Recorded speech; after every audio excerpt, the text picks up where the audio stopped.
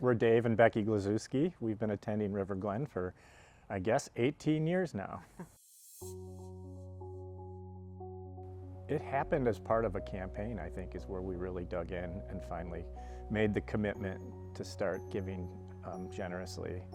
Our situation, we owned a business together, and it was really not a financially good time at all for the business. And so it's so counterintuitive sometimes what God asks us to do and when He asks us to do it, but that's the only way He can really show Himself in a big way, you know. We had a lot of conversations based on that, and it made a change in our behavior, I think, in terms of towards giving.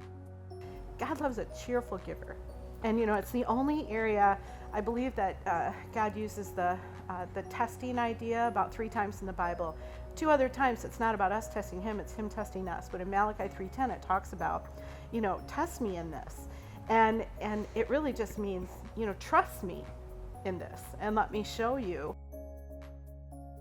I focus on generosity as a lifestyle. It's not a thought pattern. You know, you just make yourself available to be used by the Lord.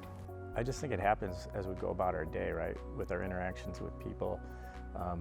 If somebody needs something, we try to, and if we can help, we're happy to step in. And it's been really fun to support people sometimes at their worst time where, you know, they really want a tangible way to see Jesus, and then you find out that your gift made that impact. You know, it's kind of cool.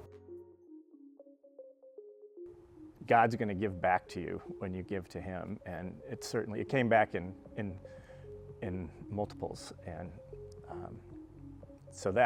so for us, when we saw that and we witnessed that, it just made, okay, we're doing this, we're all in, we're going to do this forever.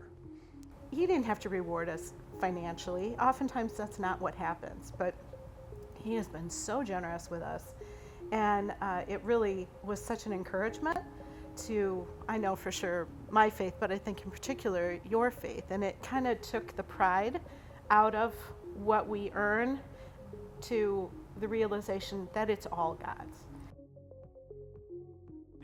It seems like a risk, but it's not. I mean, if you just have to just start.